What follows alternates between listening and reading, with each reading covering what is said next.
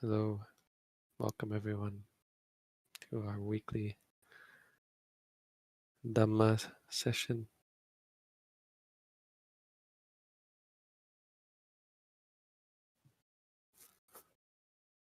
My name is Yuta Dhammo Bhikkhu.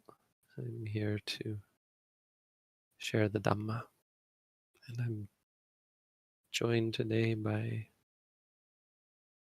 Chris, who will be asking questions on your behalf, and by Jim, and maybe even Ulu, though Ulu seems to be having technical difficulties. They will be helping to sort and organize questions.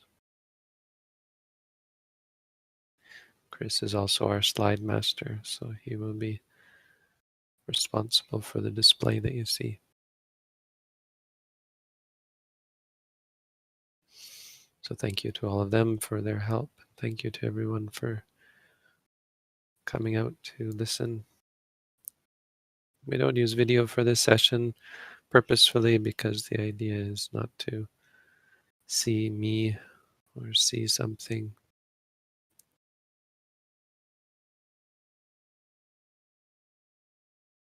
The idea behind these sessions is to cultivate the practice while we listen. So you should close your eyes and focus on your own experience. Try and see clearly what arises and ceases in the present moment. To gain a better perspective on your own reality. If you have questions, post them in the chat. You can start posting them already now. I'll spend a little time talking, and once I'm done talking, then all the questions will be organized and displayed, asked and answered. So the topic of my talk today is Heartwood. This morning we had a weekly Dhamma study session, which is less about practice and more about theory. We read through a sutta and we talk a little bit about it.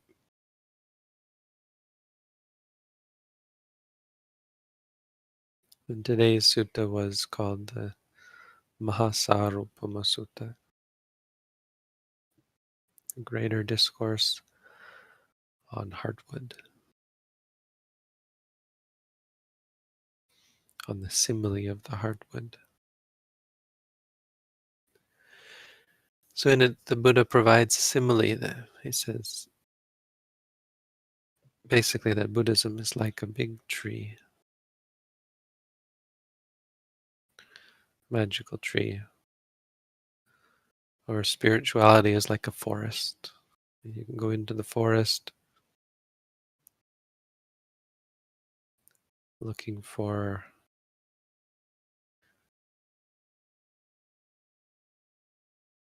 something of value, looking to take something away from the forest, looking to get something out of it. In practice meditation, it's quite common to focus very much on the results. What are we going to get out of it? Which is hard because you can't simultaneously focus on results and focus on the practice. It's common for meditators to become distracted by thoughts of results.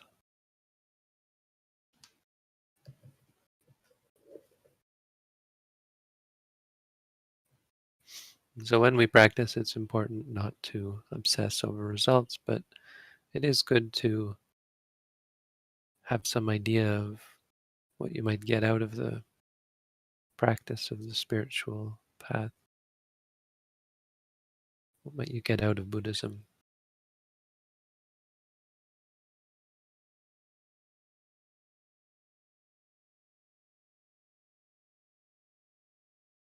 so that when you practice, you can focus on the practice and be reassured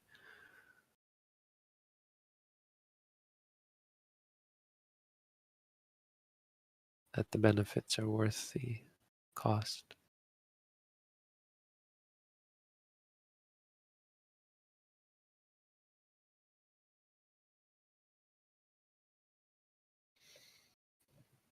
So the first benefit that comes from spirituality and Buddhism more specifically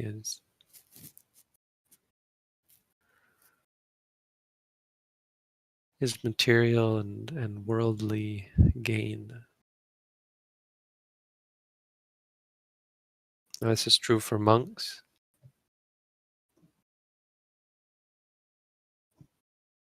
When someone becomes a Buddhist monk, they gain some status in Buddhist society and they receive support from the Buddhist community.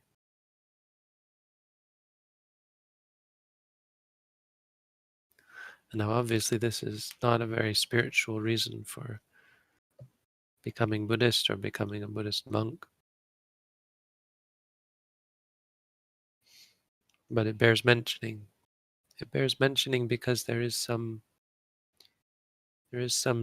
depth to goodness, to the gain of material benefit, in the sense that someone who is on the right path will tend to prosper materially. Now, it's not always as obvious as when one ordains as a monk and gains support from the community, but more profoundly, when a person undertakes the practice, becomes a better person,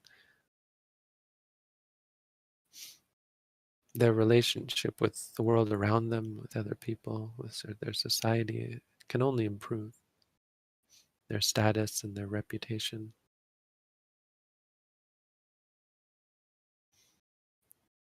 And all of this reverberates into their mundane, non-spiritual life.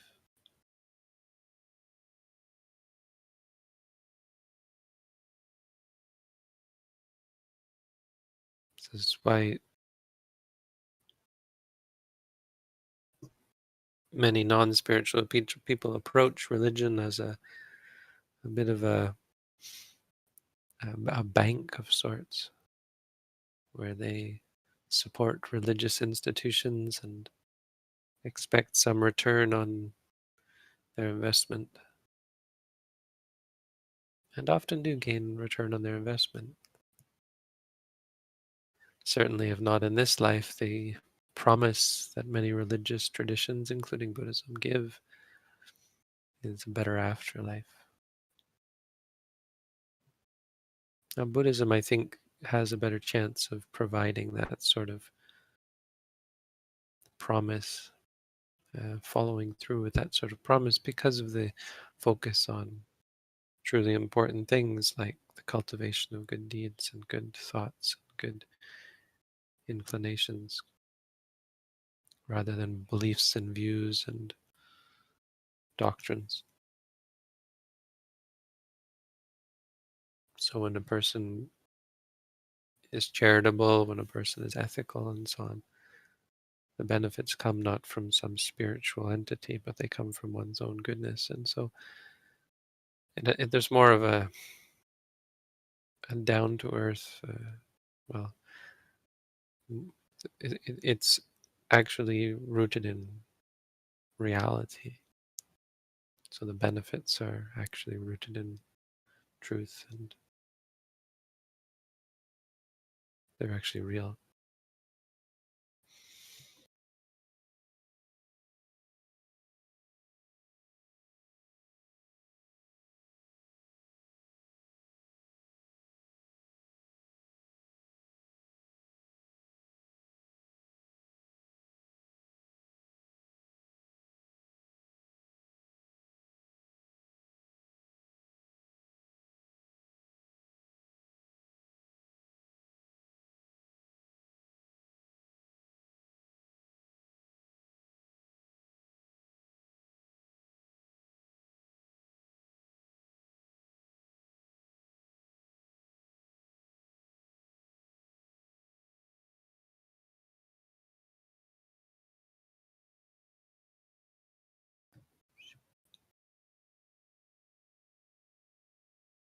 Sorry, I think I got muted there.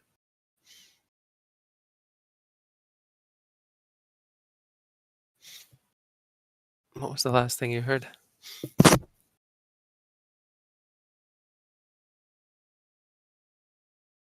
Where did I get cut off, Chris? Rooted in reality.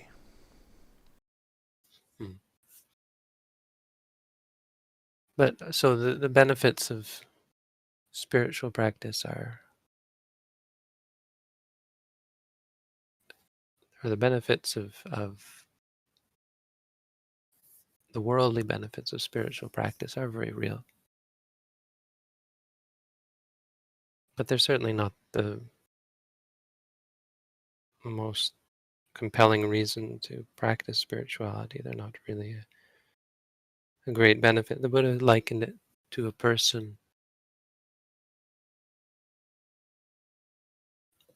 who engages in spirituality for this reason, whether they be a monk or a meditator or an ordinary everyday person who takes up Buddhism as a religion and then becomes content with the worldly benefits, the possible material benefits, even up to and including heaven. A person who becomes content with attaining and obtaining a heavenly rebirth. The Buddha said this is like a person who goes into the forest looking for some material. They want to build a house or a building or a piece of furniture or something. And they come out with a handful, an armload full of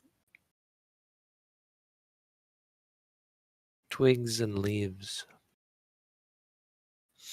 And anybody who knew anything about building would be able to tell you that this person isn't going to be able to build much with that.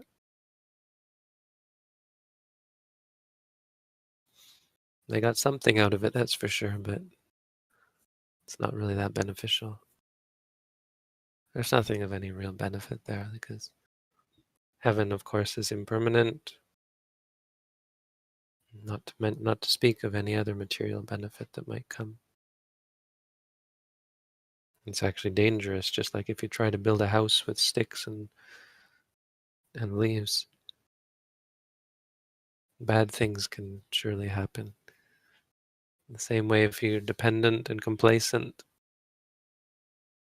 relying on material wealth, material gain,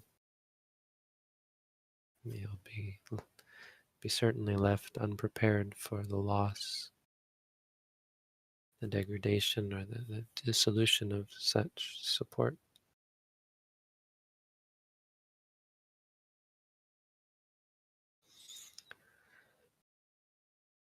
And yet it's necessary. It's necessary to rely on these sorts of support while we go further. The monk relies on these things, but so do ordinary people. If you don't have this kind of support of a community, anyone who wants to undertake spirituality needs a mutual reliance on each other, on a community, on relations, relatives, friends, associates, employers, employees, to maintain their livelihood, to keep themselves going. But this isn't the Heartwood. So the second positive outcome of spiritual practice is ethics. Ethics is the base. The Buddha identified this as the foundation of religiosity, spirituality. Spirituality must be grounded in this. And for some, ethics, morality is enough. It's the essence of their spiritual practice. Outside of Buddhism, there are religions that focus on ethics. Judaism focuses very much on ethical precepts. Do this, don't do that.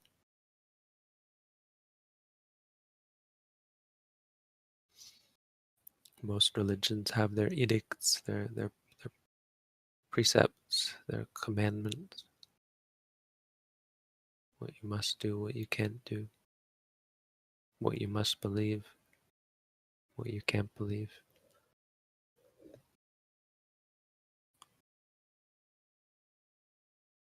Buddhism has these as well, the 5 precepts and some important, you might say, beliefs or views. Your views must be to some extent in line with what we claim to be reality, or it's be very hard for you to progress.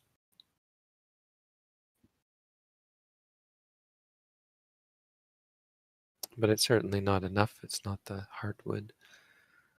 So for someone who takes up ethics and thinks of it as the ultimate, this is like a person who comes out of the forest with a handful of bark.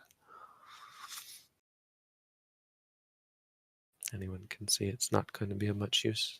You can build some things out of bark, but not anything of any great endurance, not anything of any great strength or durability.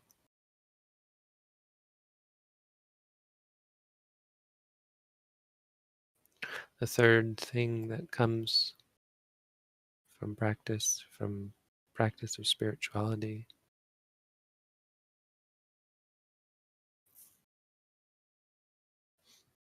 is a depth of concentration and focus, a peace of mind,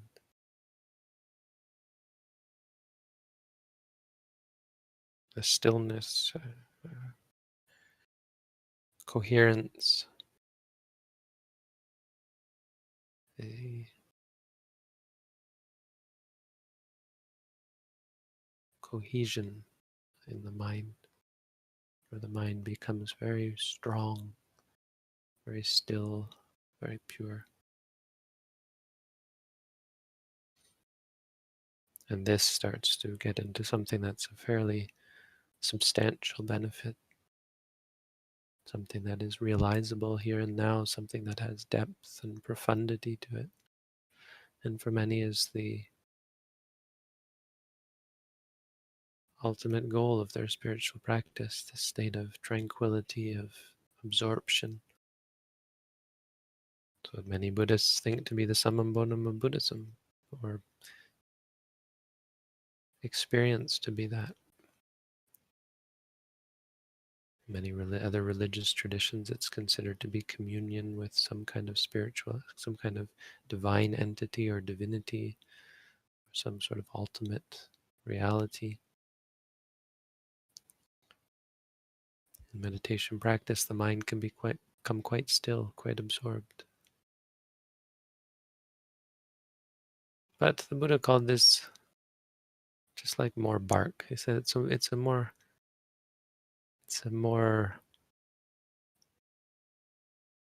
refined sort of bark. Just like some trees have an outer bark and an inner bark, this is like just the inner bark. He still said this was not very valuable.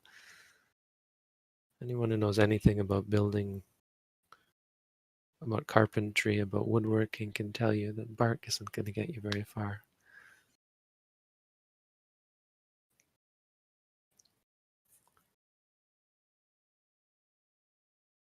So even this seemingly profound state of tranquility is not sufficient. But it's important. It's ethics, just as ethics is the foundation of the spiritual practice. Tranquility, stillness, strength of mind, cohesion of mind, all these qualities that come from meditation practice. These are the pillars with which we build our house. Or if not the pillars, they're the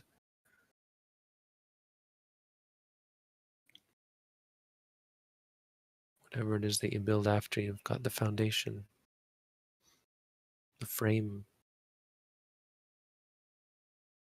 the supports.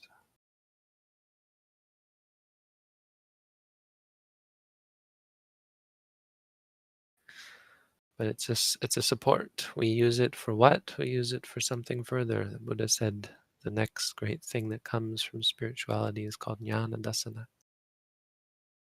Jnana dasana. Jnana means knowledge, dasana means vision.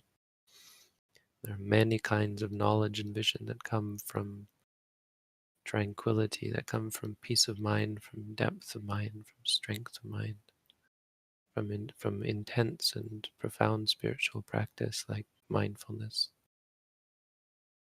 Now, in some traditions, even in Buddhism, there are mundane but profound spiritual attainments like clairaudience, clairvoyance. Some people remember things far in the past. Some are apparently able to see the future.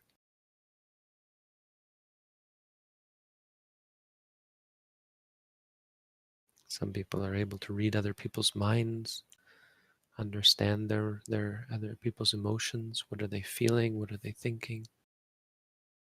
Lots of interesting things that people claim that are hard to believe if you've never had this depth of spiritual focus, this spiritual strength, as they seem to break the laws of physics. They have nothing to do, of course, with physics because they're mental, but they seem unreal to those who have never had that depth of mental fortitude. But in Buddhism, of course, the focus is elsewhere. It's not on these magical powers, it's on the great and magical power of seeing clearly, of seeing our own experience clearly, of understanding how the mind works, gaining a depth of understanding about our own mind and the workings of our mind, the causes of addiction, the causes of suffering, causes of stress and anxiety, and so on. And this, the Buddha said, is like real wood. Real wood. Any of these knowledges, the real result, something that you can tangibly say, this is some tangible benefit, something that is unlike anything you would find outside of spirituality. There's no pill that you can take, there's no possession you can obtain that's going to replace or equal this sort of benefit. So this is like softwood. It's like you've gone into the forest and you come out with softwood, and someone could say, well, you could build something with that, but it's not going to be that stable or strong. Probably not going to make a very good construction. It will be weak, subject to dissolution. Termites can eat that sort of wood. It will rot quite quickly. But the final benefit of spirituality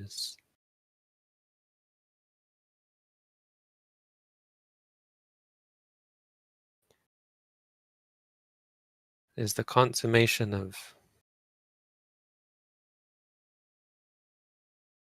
mental training, which includes tranquility, which relies on ethics, relies even on material well-being,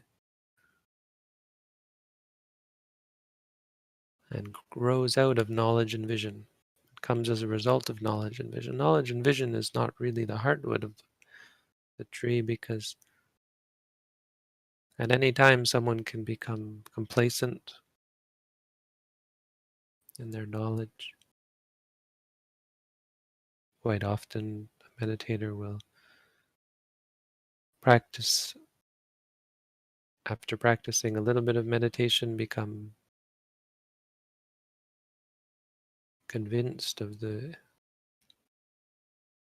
truth of the Buddha's teaching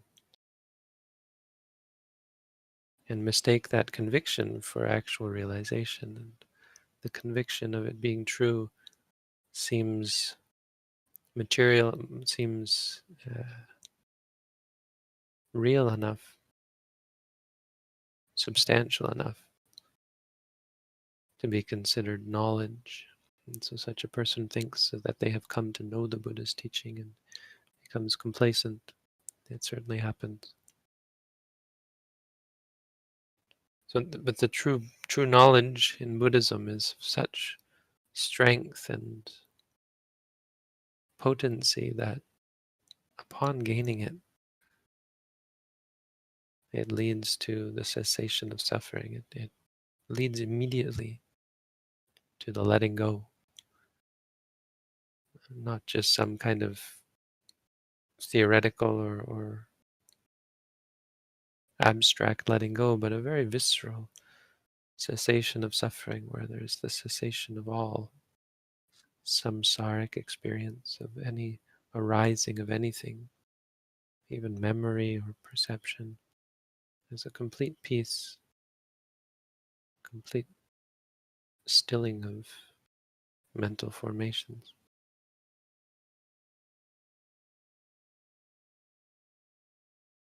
And it is that peace, it is that experience, or that experience, that realization, that attainment of cessation.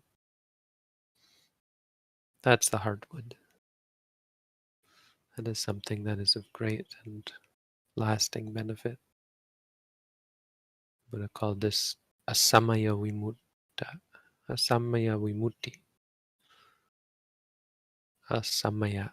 Samaya means occasional, asamaya, not occasional. It's not ephemeral, it's not unstable. It's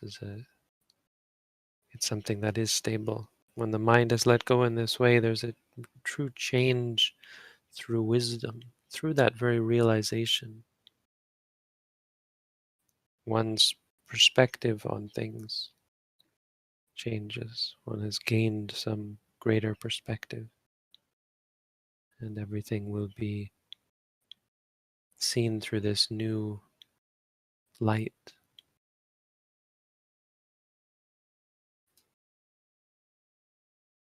This is like a person who goes into the forest and comes out with an armload or a big truckload of hardwood,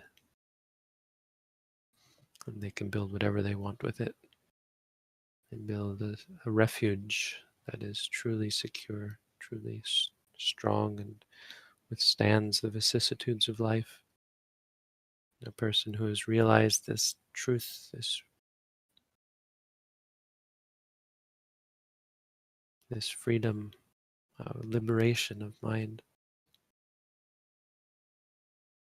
will be unaffected by the elements, by loss or pain, blame,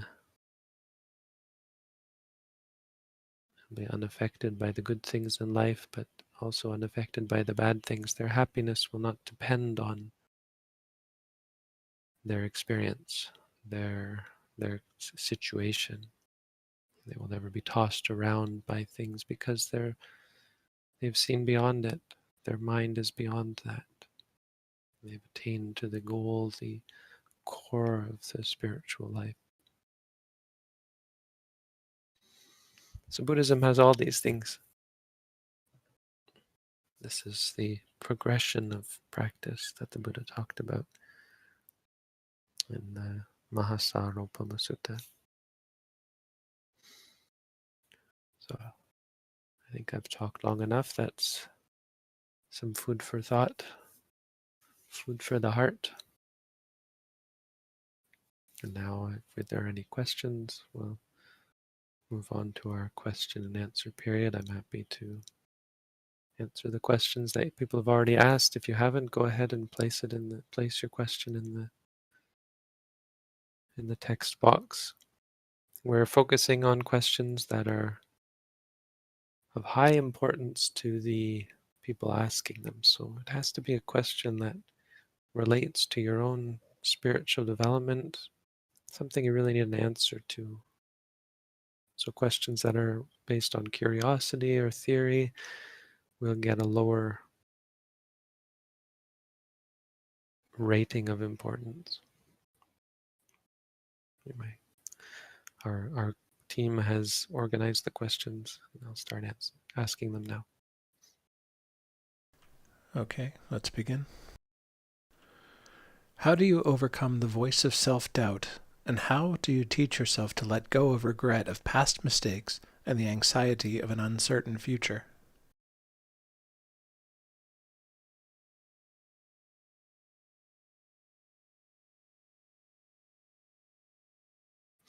Well, as with all things relating to the mind, we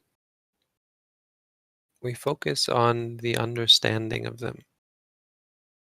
Now, our focus in relation to these things is quite often on fixing them, solving the problem. And as I said, that's about focusing on results. That's kind of to our detriment, because during that time that we're focused on results, we're not actually focused on any practice that might bring about those results. And so it's always going to be a two-step process. You can never focus on the thing that you want to happen, because you have to bring about that thing through some other practice. Through some practice. What is it that's going to bring about the desired result, which is the basis of your question? The first answer is to focus on not what you want to happen, but on what will make it happen. Meaning, what is the answer here? The answer is to undertake a practice separate from the intention for those things to be fixed and ameliorated. That practice, well, we would say, is mindfulness, the cultivation of a clarity of understanding of those things. So, for example, with self-doubt, the way forward is to understand it, not to try and overcome it, not to try and be free from it. When you have self-doubt, try and learn what it is to doubt yourself, rather than trying to reassure yourself or fix it, you see. Focus on the cure. Focus on the actual practice that will cure self-doubt. Once you see clearly, once you see even self-doubt clearly, of course, there's far less doubt. Doubt is a funny one in that way, because you might doubt the practice, but the practice is actually, if you undertake the practice, will free your mind from doubt directly by its very nature. It's an intrinsic aspect of mindfulness and clarity of mind that, of course, it does away with doubt. And as for regret and anxiety as well, they can't survive a mind that is focused on clarity and objectivity, because they are reactions. Regret and anxiety are not objective. They are not a consequence of seeing things as they are. They're a consequence of imperfect, skewed perceptions of things. Skewed based mostly on things like identification, partiality, none of which has anything to do with the reality. So when you focus on things as they are, your memories, for example, your perceptions about the future, conceptions and plans for the future, when you focus on these things, see them just as they are, there's no room for anxiety or regret. So if you haven't read our booklet on how to meditate, that might be a good place to start.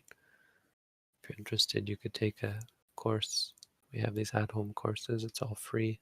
You can find more information on our website.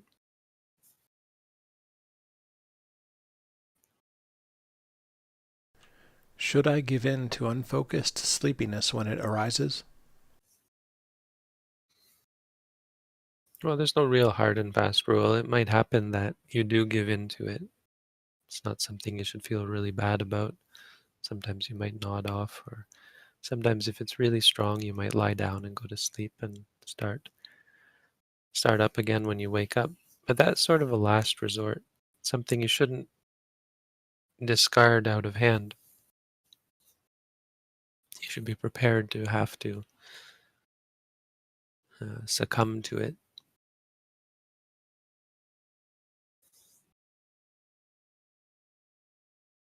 But certainly it shouldn't be your first resort. You should try your best to be mindful. One's first resort should be to take it as an object of attention. When you feel drowsy or tired, focus on it. Say to yourself, tired, tired, drowsy. Try and just see it as it is. If that doesn't work, there are many more extreme methods, extreme measures you can take. You can open your eyes, turn on the light. You can stand up, do walking meditation, standing meditation. You can do some chanting. The Buddha recommended that sort of thing. Just like when people are driving at night, they might start singing to the radio to help them stay awake. It actually is quite effective. And we don't encourage singing, but chanting. If you learn some Buddhist chants, you can do some chanting. It stimulates the mind. But ultimately, if none of that really works, splash some water on your face or whatever, then you lie down and go to sleep and start again when you wake up.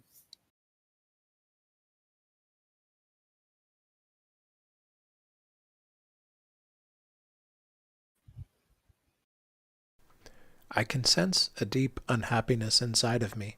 How do I deal with this?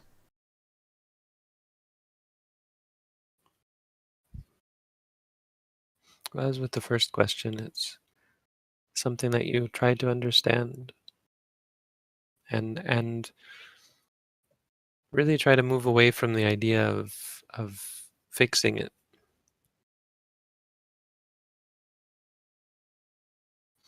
Because most importantly, I mean, most obviously, life is uncertain, and there will be, from time to time, unhappiness on your practice until you become completely enlightened. There will always be some sort of unhappiness. Meaning it's something you have to be prepared for. It's something you have to understand to be a part of your spiritual journey. From time to time, there'll be unhappiness. It's not going to be constant. Sometimes it's easy to lose sight of the better times. When unhappiness comes, it can lead to great doubt as you think that perhaps the practice is not beneficial because it's not a linear progression. Unhappiness comes back. Unhappiness, like many things, even unwholesome, unfruitful mind states, things like anxiety, depression, these can all come back from time to time. Our practice is not going to be linear. It's quite often cyclical. We find ourselves right back where we started from. The only thing that changes is our perspective. We find that the reactions weaken, and our clarity and our purity of mind strengthens. But suffering will always come back. Unhappiness. You're still going to be unhappy from time to time. What changes much more rapidly than unhappiness to happiness is our susceptibility to it, our reaction to it.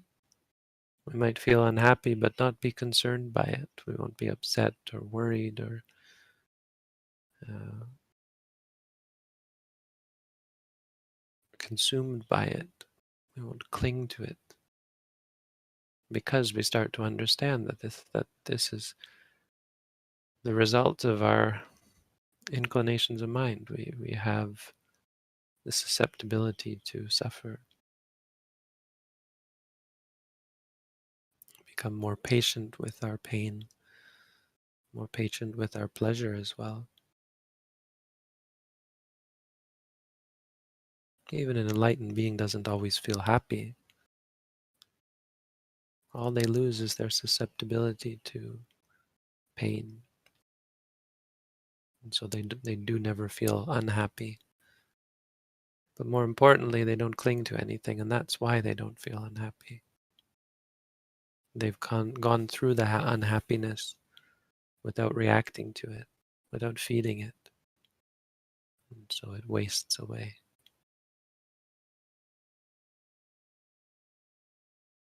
They've gained a strength and a peace and a clarity of mind that is above it. So don't be too concerned. It's not really the first step to free ourselves from unhappiness. First step is to see things like unhappiness as they are and be above them.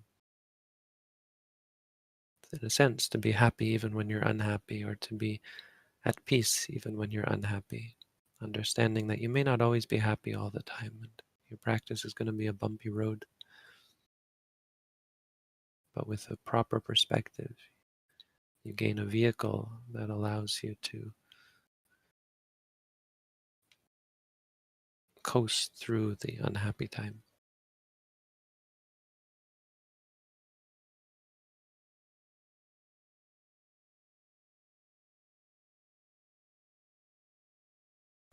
Is anxiety only a hindrance if it is accompanied by disliking? Anxiety is a hindrance in and of itself. It's a hindrance. Hindrance. The word hindrance, you understand, relates to seeing clearly. So anything that is a hindrance to seeing clearly, for that reason, it's called a hindrance. It's not because it makes you unhappy, just though that's related to it. The essence is that it prevents you from seeing clearly. So anxiety will certainly do that. I mean, more importantly, anxiety is stressful. Prevents you from being at peace. It gets in the way of happiness. It gets in the way of clarity. It gets in the way of understanding.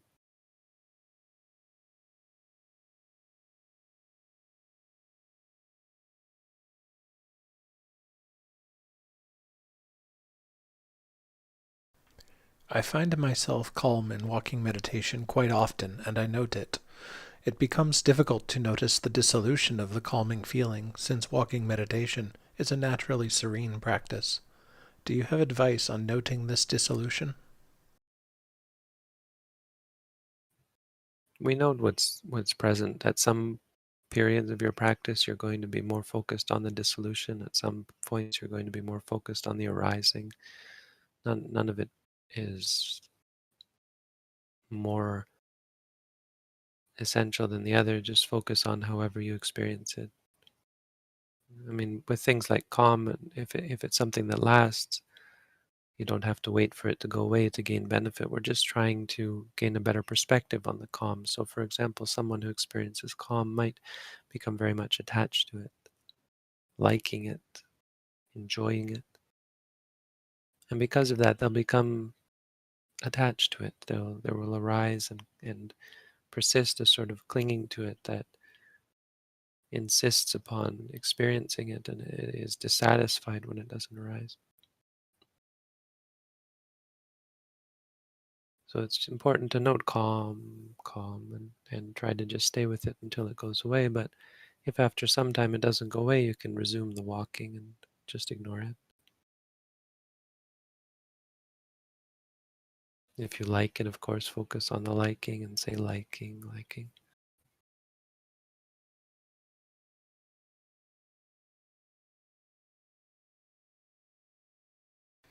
I once asked you about ADHD, and the answer was helpful, but I am still struggling with it. Is there any way I can look at it and face it until it disappears from my life? Try not to focus too much on the disappearing from my life part. struggle with it. Struggle is a sign of growth. Again, this is sort of the essence of what I was saying about understanding that it's going to be a part of your practice. Be patient with it. Life is not or spirituality is not a straight and constantly upward path. It's a bumpy road. Don't think of the ADHD disappearing, but think of it as a struggle worth mastering to the point where you're no longer struggling. And that's, of course, where the ADHD goes away. When you're able to face it, experience it without reacting.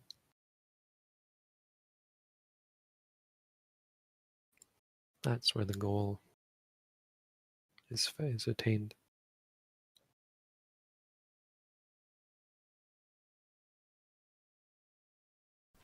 What should I change about my practice if, after a session, I find myself unable to make conversation with others? I feel stuck.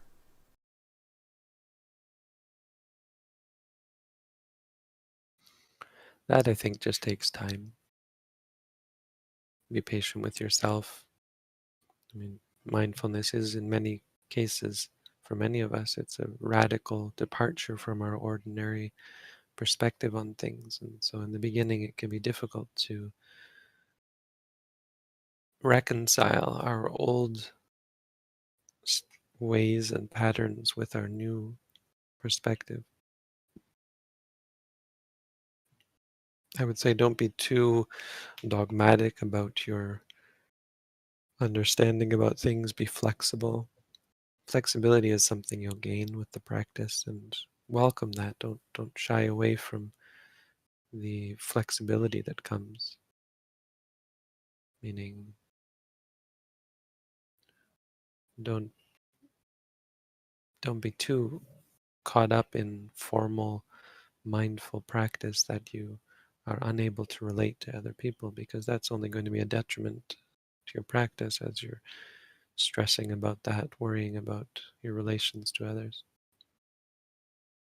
Try to slowly incorporate the two, bring the two together where you're able to be mindful in your relationships with others, but don't be rigid in your rejection of worldly things. But be patient with yourself. The biggest thing is that it will come in time. Let it come, and be patient with yourself.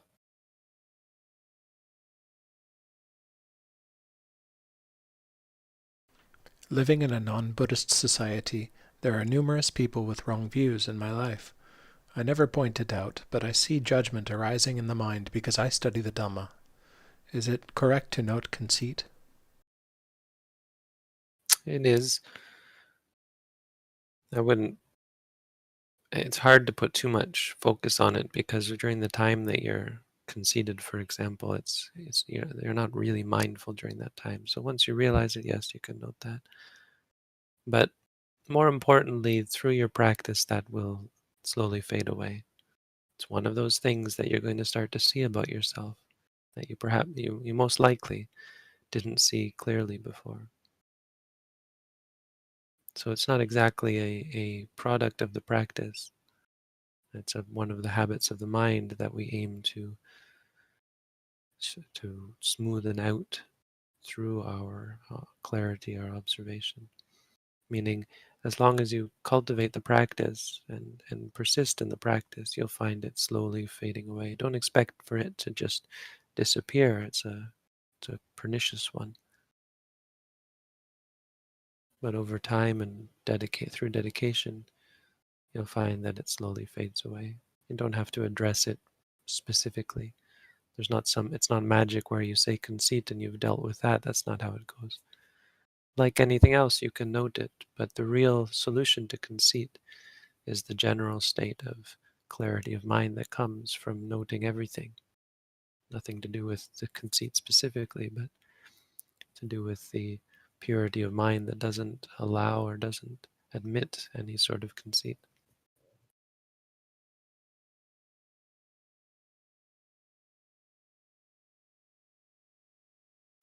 During walking meditation, should I walk extremely slowly so that I can note every step perfectly, or should I continue to walk moderately slowly? So trying to do everything perfectly is never the right way. So that kind of language that you're using is a good warning indicator that that's not the right way. Trying to fix things, trying to perfect things, make things better than they are. Everything should be normal. Everything should be ordinary. You shouldn't feel like you're walking fast or slow. It's most likely going to be slower than we normally walk because we're normally with so much craving and ambition and inclination in what we're doing that we leap ahead. So it will be quite a bit slower. That's, you see walking meditation is a very slow sort of movement, but it shouldn't really feel slow. It should just feel not rushed anymore. So as you say, moderately slowly is probably a good description, but eventually it won't even feel slow. You won't have the idea that it's slow or fast. It's just being with the experience. So yeah, if it's too fast for you to observe it clearly, then it's probably too fast. But you don't have to deliberately go slowly just because you can't experience it clearly. That has much more to do with training and skill and proficiency. That just comes over time. You have to be patient to cultivate the skill of clarity of mind.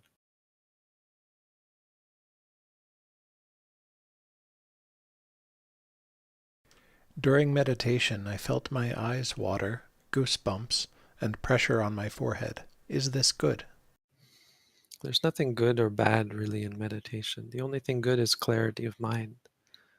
I mean, and that's not as mysterious as it sounds. It just means the perspective you have on things. So, for example, watering of the eyes, what's your perspective on those things? It sounds like you're not sure. You have some hope that maybe this is a good thing, but hope is not a good perspective. Hope is a bit of a clinging perspective, clinging to the the meaning behind it. Is it good? You want it to be good. Goosebumps, pressure on your forehead. What's really good is a neutral or an objective perspective that it is what it is.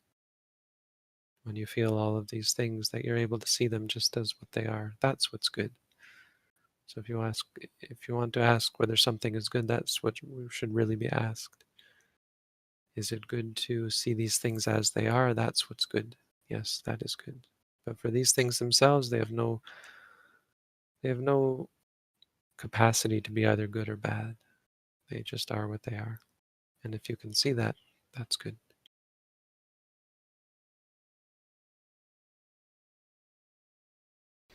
Can I change the object of my meditation during meditation? For example, if I am focusing on my breath, can I change it to noting? I don't really understand the question. We focus on noting. If you haven't read our booklet on how to meditate, I'd recommend that. Of course, you can sign up for a course if you really want to go in depth with it. But if you mean you're noting the breath and then you switch to noting something else, you try and note what is clearest. And if something distracts you from the stomach rising and falling, then of course you should note it as well. But noting is sort of the basis of our technique.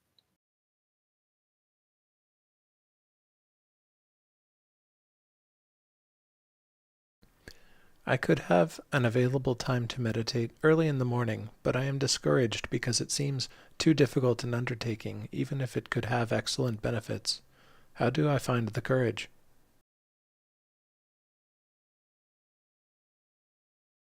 Well, courage is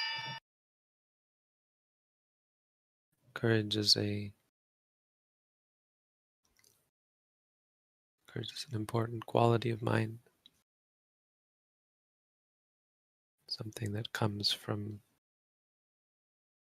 appreciation of the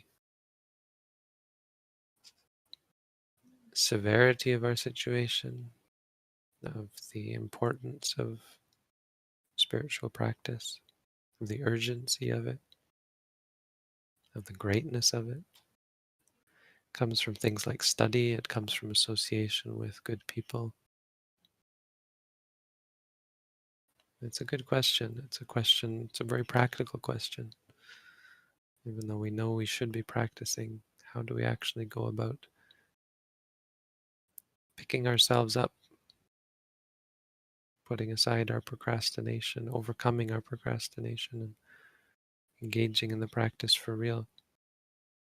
There are many factors involved. Buddha said association with good people is up there. If you associate with good people, all good things can be expected. Ultimately, I think practically there's no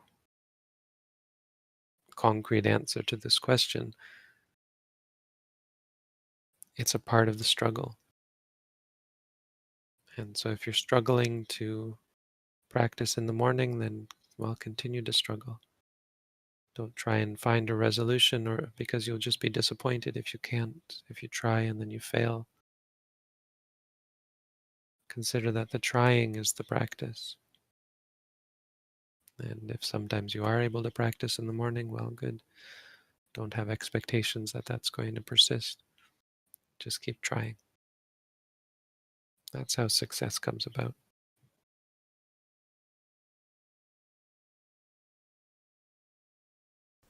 I'm a bit stuck with the formal practice. It feels too exhausting at the moment.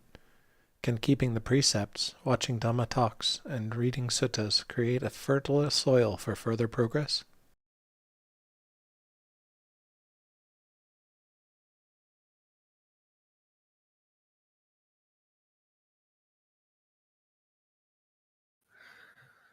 Not without the practice. I mean, I think it sounds like you've given throwing in the towel with the practice, and you really shouldn't.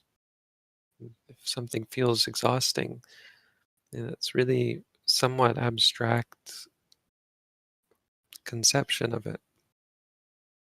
Meditation can't be exhausting because it's not a real thing. So what is real is this feeling of being exhausted, or the feeling that makes you think you're exhausted. Maybe some tired, some disliking, maybe some laziness.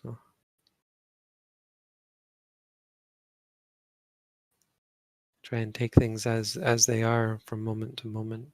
Try and experience them. Usually when this sort of thing happens, it's because we're not noting something. We're not focused on what's actually there, and we overlook the actual experience. So try and take it as an object of meditation. You'll see that should improve things.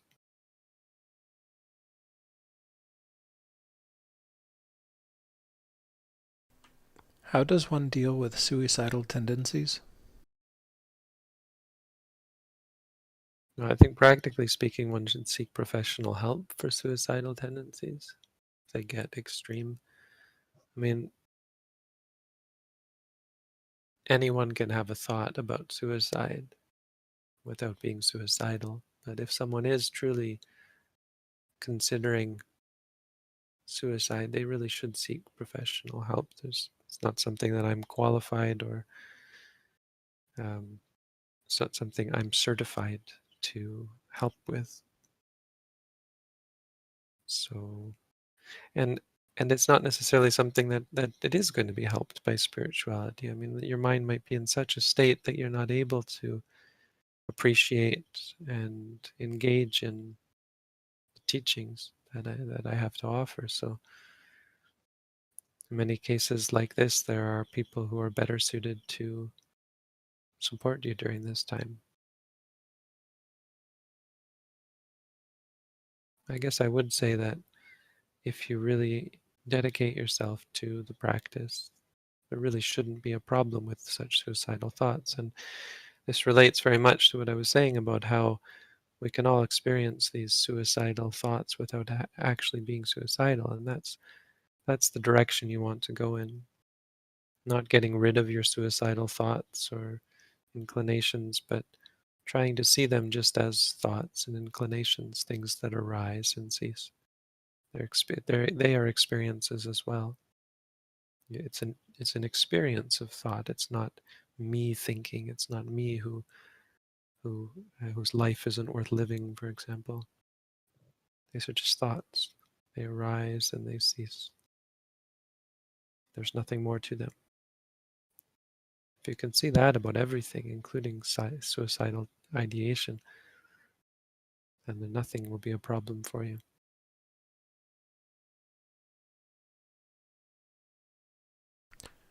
Bhante, we've passed the hour. There are 9 more questions in the first tier. All right, go for it. Would eating meat affect our meditation? Maybe. I don't know that meat particularly. If it has any effect, it's a very limited effect. It's not something you should be concerned with. More than what you eat, how much you eat, and how picky you are in your eating. That should be our concern. Because those are things that have a real effect on the mind. If you're a glutton, if you're obsessed and caught up in the act of eating throughout the day, it's going to distract you. If you're picky about your food and selective and attached to taste, that's of course going to be a great hindrance to seeing clearly.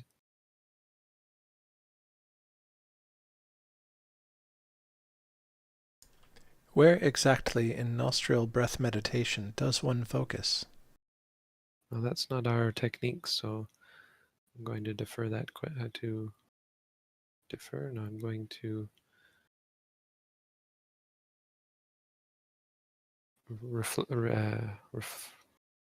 redirect that question to suggest that if you're interested in what we do, you can read our booklet, maybe take an at-home meditation course.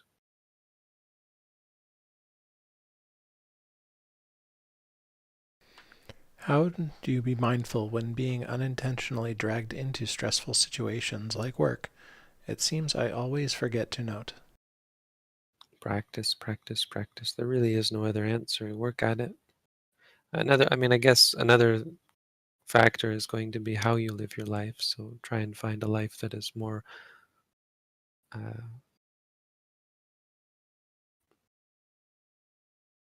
more supportive of your practice.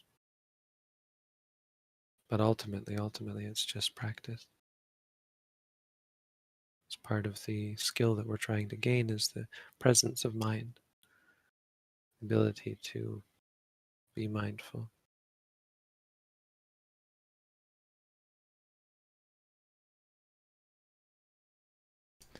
If someone is not able to meditate, what is the best advice you can give to start again?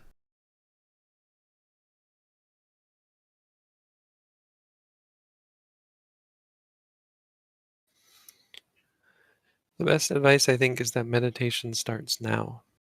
It's not something you have to start in some abstract sense. As soon as you think that you're not meditating, you can start meditating. Every moment that you realize that you're not mindful, you can start to be mindful. That's the best way to keep starting again and again. Keep yourself in it. It's to remind yourself that you do it now, anytime, as soon as you remember, as soon as you think of it. Now, if someone's not thinking about it at all, I'm not sure how much help one can be.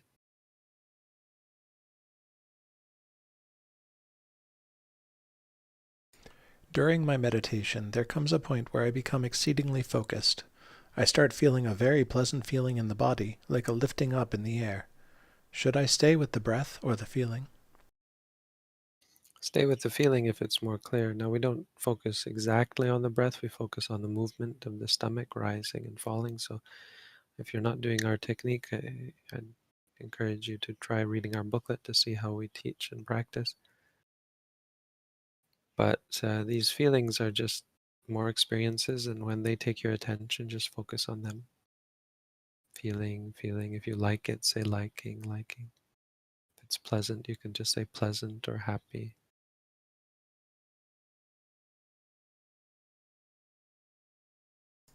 Does meditation increase one's sensitivity to sensations or emotions? Yes. Yes, one becomes more present, and so the clarity with which one experiences things is increased, and things will feel more intense.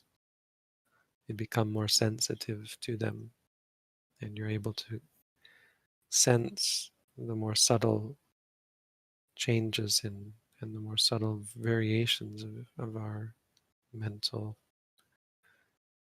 state.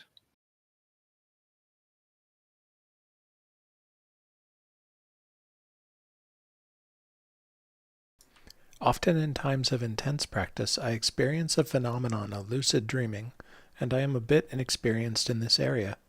Now I find that it is more effective to meditate when this state comes up. Is this proper?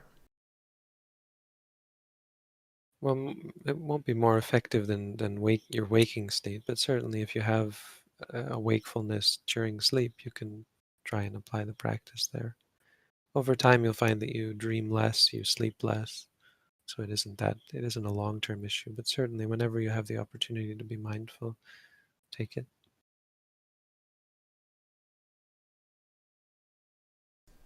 I have followed the advice to practice the mantras throughout the day, and I have been seeing how I am different to the thoughts I have. Is non-duality a part of this practice?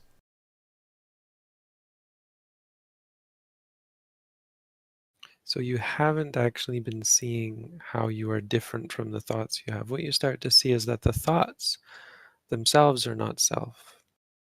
But the idea that there is then a self apart from that is still just some concept. This is still just some extrapolation.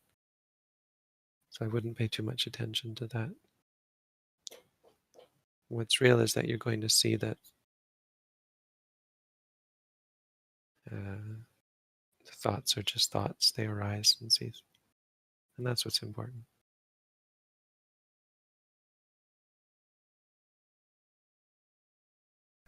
When the mind gets obsessively fixed on something, how does one be mindful of that?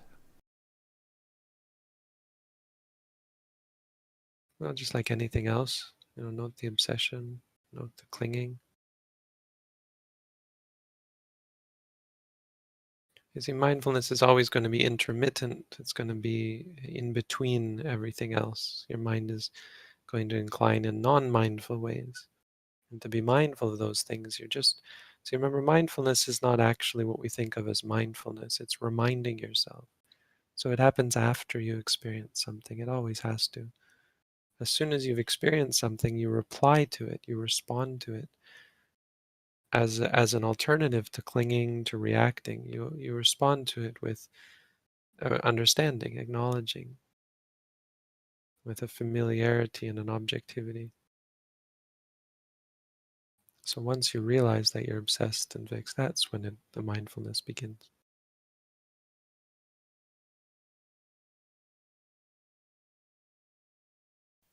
Okay, we've come to the end of our Tier 1 questions. Okay, well, thank you all. A good hour. Thank you all for coming out. Thank you, Chris and team, for your hard work. Thank you, Jim and Olu. Sadhu. Sadhu. May all beings be free from suffering. Have a good week, everyone.